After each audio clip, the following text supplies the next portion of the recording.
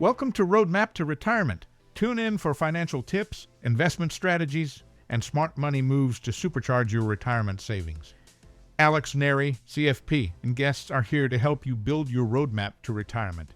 All right, welcome back to another episode of the Roadmap to Retirement podcast. I'm delighted to be joined by Sally. Sally, I don't know how to introduce you, so I'm going to let you do it yourself. Okay, my name is Sally Stapley, and I've known Alex for quite a few years now. How many years has it been? I would guess it's probably been 7 or 8 years. Does that sound about right to you? Yeah, I think you were very young. I'm still very young, Sally. We both are. Thank you.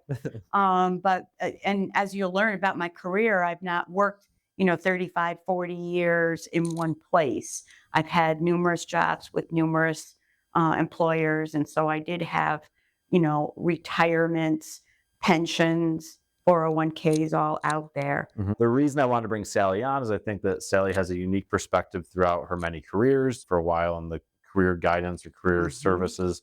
And I think that I'll let you tell your story a little bit, but your mentality and the approach to retirement, which we still have yet to define exactly what retirement is, but you're at a stage now where you're working for fulfillment and you're working for a lot of reasons outside of just earning a paycheck. So talk a little bit about what retirement means to you, or maybe how you would define retirement. Me, like to retire, when you say you're sleepy and you want to retire and go to bed, it's like the end of the day. And so I guess people traditionally have thought of retirement as the end of a career or perhaps the end of working for pay. And that just never really fit for me ever. Always have worked because I've enjoyed it, because I felt fulfilled, because it defined who I was, my personality. I have never, ever worked at a job just for the paycheck. I know I'm fortunate that way, but I also spent a lot of years as a career advisor. And so I advised all the people I work with that you should never work just for a paycheck.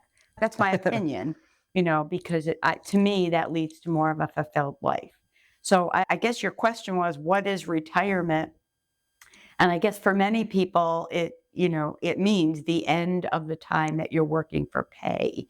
For me, I guess it's just not something in my dictionary. Okay. I love that. And I think that what we found, and part of the reason I wanted to bring you on to do this today, is a lot of our clients who are getting to the point where they retire, we see they retire and then 6 months later, they're back working even part-time in some capacity because they found that maybe retirement itself, or how we define retirement as not working for pay, wasn't really giving them the fulfillment they needed. So they find a part-time job to do something. Yeah, I think what happens to people when they retire is they may not have a plan. And I am a planner also, and I know not everybody is, but they somehow think, now I'll get to do what I want, which might be, play golf all day, or, do something, go boating, or whatever it is their passion or their hobby is in their spare time. And we live in Rochester, so there's no way that you could golf all day, every day, 365. You need a little bit more of a plan to have a more well-rounded life. And I'm being a little extreme, because I'm sure a lot of people think I'll spend time with the grandchildren or with my spouse, or, I'll go out to breakfast with the guys or whatever, but they don't have a solid plan. And they also find out that, generally it's good to have a lot of fun and to play, but that a life without some purpose and structure and meaning, it may not be enough. That makes a lot of sense. I also know a lot of people, and I'm sure you would say this, there's a comfort going into your job every day, knowing that if at any point that you don't really enjoy it, or you don't feel like the work you're doing is meaningful, you can either walk away or go find something else. Where I think a lot of people who are maybe in their 20s, 30s, 40s, they feel tied to the paycheck and they can't walk away. So having that financial freedom to walk away must be a big weight off your shoulders. Yes. And I certainly remember the years when we had, younger children and financial responsibilities beyond just like myself and my spouse, especially when there's kids. You can't just walk away and say it's going to be okay when you know that, they need back to school stuff and that or the college fund or whatever.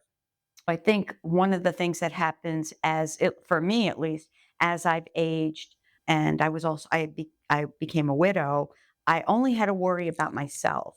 And that was a lot of weight off your shoulders when you're not working to take care of others. When I was risking, I was just risking for myself. I don't know that for me, that was part of it.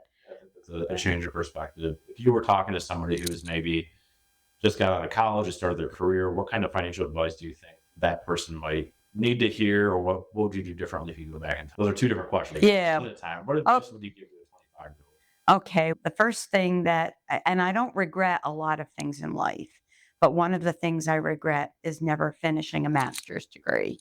I was enrolled in a program. Actually, I was accepted at one school and decided not to go. And then I enrolled in another program later on and didn't complete it. And it was when I was young and I didn't have children. And again, it was just me.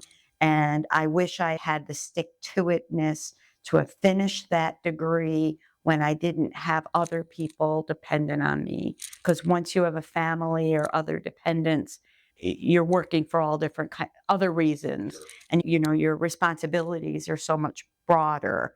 If you have any of those kind of goals, I guess I would say complete them now before your responsibilities double and triple and quadruple, depending upon how many children you have. So that is a regret, and it is an investment in your skill set. And I guess that does tie into your finances. So even if you think you can't afford it, figure it out, because it's not going to get better if you have a family. It's only going to get, more difficult that you have to earn more and more money to be able to support others. Invest in yourself, invest in your skill set, invest in your education so that you can take that and make it anything that you want. It doesn't mean that you don't continue going to school, because actually I have gone to school on and off all my life. And I just started a new job 6 weeks ago. And I thought, you know what? I might go back to school. There's something that I don't know that I need to know in order to do this job. So it doesn't mean that you can't continue learning and can't continue investing in yourself. But that big investment, like if you need like a master's degree or something that would be time, labor, and money intensive, do it before you have other obligations. So that was my own regret, my own advice to myself, and my advice to younger people. Yeah, Is I be like that. sure you've got what you need in your toolbox to get started. I think that's from one of those books. But anyway, I think that's good advice. I think myself as a financial advisor spend a lot of time talking about investing in mutual funds and IRAs and things like that. But really, for a young person, it's going to pay off in the long run to invest in yourself, whether it's through a formal degree, like getting your master's degree, Mhm. or it's just learning for the sake of making yourself better, which Mhm. sometimes is forgotten about. Well, I mean, I'm a big fan of learning, forever learning, but I also am a practical person. And I really think that some of your education, whether it be like for me, it was a master's degree, for somebody else, it might be, like a welding school, or, not everybody has to go for the same amount or type of education. But if you don't invest in your skill set, in your toolbox, you won't have that opportunity to earn the money that you want and need. That's how I've always looked at that. Yeah, I think that makes a lot of sense. Yeah. When you look at not necessarily yours specifically, but your financial life, what are some habits that you try to adhere to, whether it's sticking to a budget or living a modest lifestyle so you can afford to save? Yeah, that's a great point, Alex. When my husband and I were younger, we did live pretty frugally. And so I think it was one of the reasons why we had a successful marriage, is that we were on the same page with how to budget, how to save, how to spend, what are your priorities? We both were sort of workaholics, so we worked a lot of hours and held down jobs for long periods of time. I don't know that either one of us, knock on wood, he's passed, but meaning I don't think I was ever unemployed because somebody let me go or it was something outside of my control. We always worked and always had work. So I don't know where that knock on wood came from. It was just like, thank you, that I feel very grateful, because I know people do get laid off and it's things beyond their control. But I don't know that we started putting money into retirement when we were younger. And so if I had to do that over again, I would certainly recommend to people to start younger. You just aren't thinking about retirement when you're 25 years old. But we were on the same page with saving, even if it was in our little meager savings account. And we did live frugally in a way. And I know you know this about me. Like I have season tickets to the Buffalo Bills. Not when my kids were little. We didn't have that kind of money, Yeah. and we really had to wait until we were further along in our careers and the children were older before we started saying, we'd really like those season tickets, or we'd really like an expensive toy. Like you also know, we ended up buying motorcycles, but not when the kids were younger. So we did delay some of those more expensive purchases. It wasn't that we didn't want them, because we did want them and we wanted them now. But I think we were very responsible financially and waited until we had the savings to be able to do some of those things. You mentioned something that's important before, that when you're younger, you weren't thinking about retirement. I think that's an experience that, as an advisor, a lot of times we're meeting with a client who might be around your age and they're trying to get us, or they have their adult child at this point that they're trying to get to save money, and they either want to bring us into the conversation to motivate. Like my daughter, is that what you're talking And about? that happens all the time is we get somebody who they care about their daughter, of course, who's Yeah. in their 20s or 30s. They want to see them saving maybe as they did or as they wish they had when they were their age. What do you think would be motivating to a younger person to start making retirement a priority? Because a lot of times it's hard to see that. It is hard, although I'm proud to say about my own daughter that some of what I've already shared about investing in yourself and in your education, she did do that. So my husband and I paid for her bachelor's degree, and she promptly got a job with a rather large local employer. But this particular employer did tuition reimbursement. Oh, nice. And so my husband and I are like, you should start working on your master's now, because your employer is going to help pay for that so that you don't have to pay for all that. If you do well, they'll reimburse you and you can get a good portion of your degree paid for. It's free money, so to speak. I don't want to go to school. I just finished 4 years. She enrolled and she started going. And as fate would have it, she didn't stay with that employer throughout the entire degree, but I would say that employer paid for about a third of that degree. And so she followed one of the things that her parent kept stressing, which is invest in yourself, invest in your education, invest in that tool set, in that toolbox, so that you have what you need to go and do whatever it is you choose to do. So she did do that. And I'm, I'm not only proud of her, but also happy that she was able to learn from what I've already shared with you as one of my regrets that I didn't do. So here she is now. She's got the degree. She's got a great job, pays great, lots of benefits. She loves this new employer. She's been promoted. She's already a supervisor, maybe even a manager. But saving and starting, the employer has something, I'm sure it does. But like somehow that paycheck it goes away every week. Like she's not saving in her savings account. A lot of times our kids don't necessarily listen to us, but I think she would respect and listen. Somebody who's maybe even a little closer in age and can give some advisement about how to start. It's finding the way to take that first step. You know that you want to get to this place, but you don't get there until you start taking the first step. And kind of like you alluded to, a lot of times we have this conversation with a parent, again, talking to their adult child, and for whatever reason, the adult child doesn't want to take advice from mom or dad, but then Because they're adults and I mean, yes, and theoretically, if they are an adult, the relationship with the parent, you want it to be a little bit more even, where the parent isn't saying, do this, do this. You want to give the respect to your adult child that they know how to manage their own life. And most of us trust our children, but we can't resist being parents, and saying, do this. So this got me off the hook by having you maybe I'll do the podcast. Easy. speak with my adult daughter and convince her to maybe make some changes so that she can start saving not only toward retirement, but toward goals that she may have. With the Buffalo Bills, so those tickets in a couple of years, you're going to have to, what is it called? A private license. You have to have a license for your seat. So that's going to be like thousands of dollars more than what I'm even paying now. Instead of saving for retirement, we'll save for the Buffalo Bills tickets. Yeah. That's really what you came here to talk about. But for saving for financial goals. Sure. And that can be one of them. Yeah, and that could be one of them. Or it could be any one of many things. Actually, my adult daughter is a homeowner already, and I'm really super proud of that. And she did it on her own. I didn't buy my first house until I was married, and it was, two of us. She's doing this on her own. Amazing. Yeah. hmm Very good. Too. I guess we'll segue to something else here if we can. But Sure.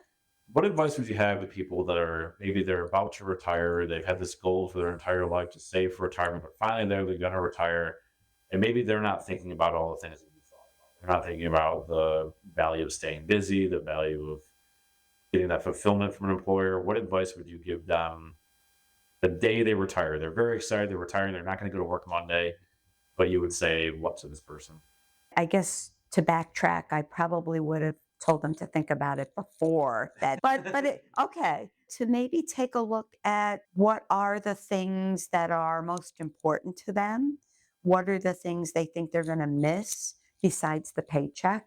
Because sometimes, you do moan and groan about Monday sometimes, but actually your social network frequently is at work.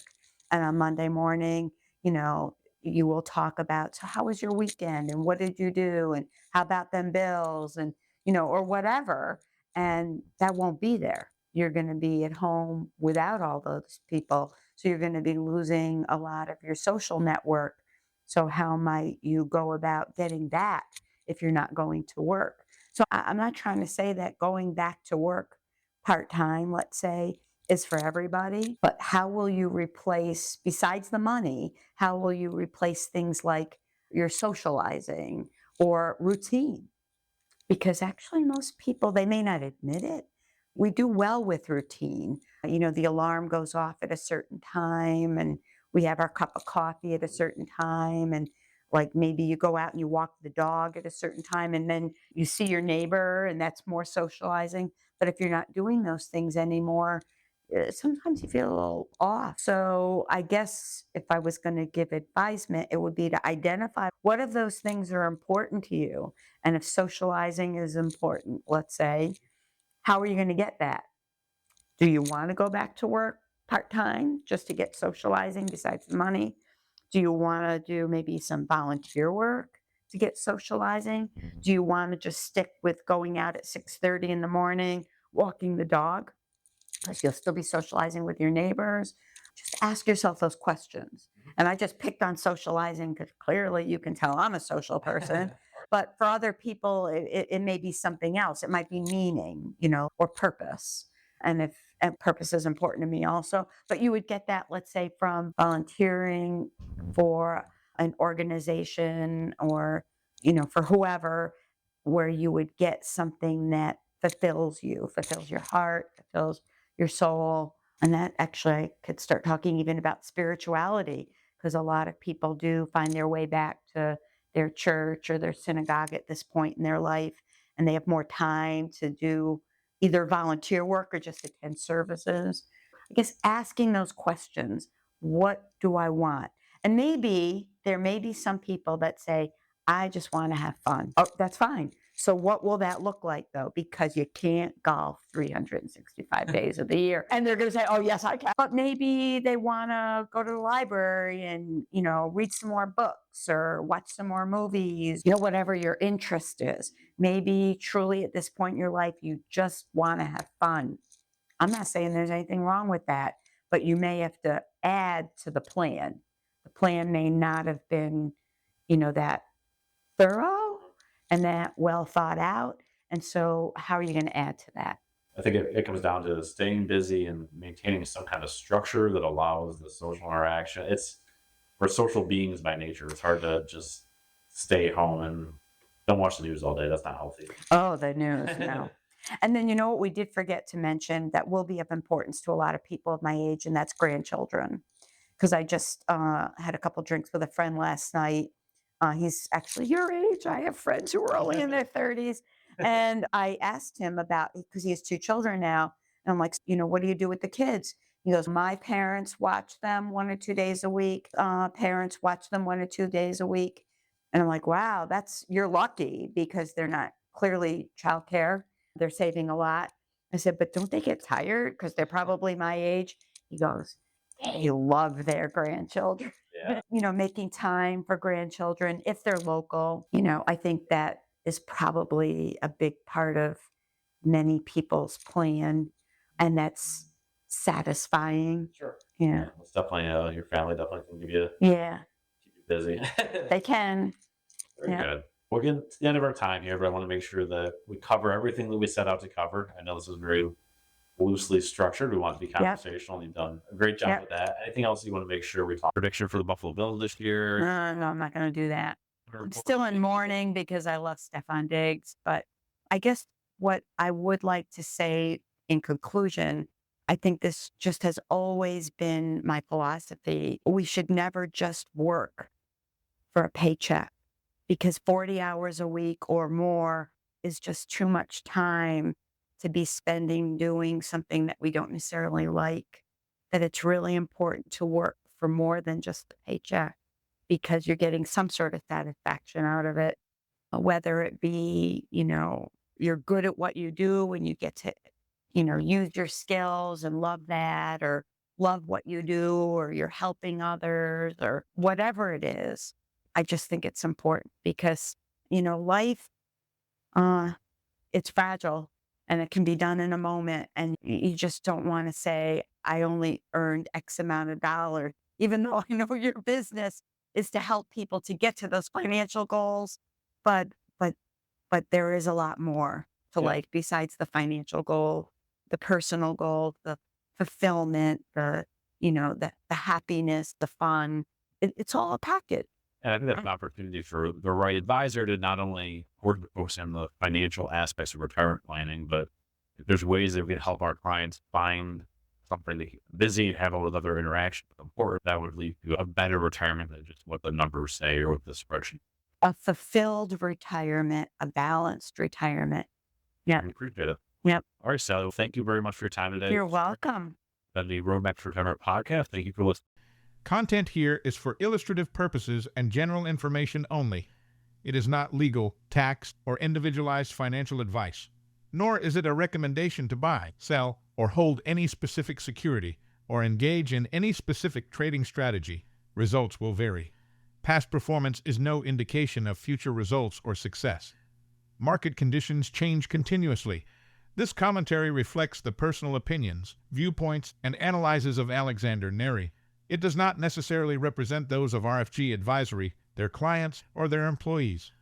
This commentary should not be regarded as a description of advisory services provided by Alexander Neri or RFG Advisory, or performance returns of any client. The views reflected in the commentary are subject to change at any time without notice.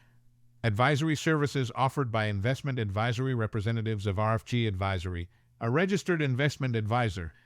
Alexander Neri and RFG Advisory are unaffiliated entities.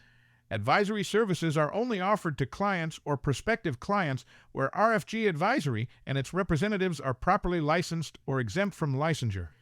No advisory services may be rendered by RFG Advisory unless a client agreement is in place.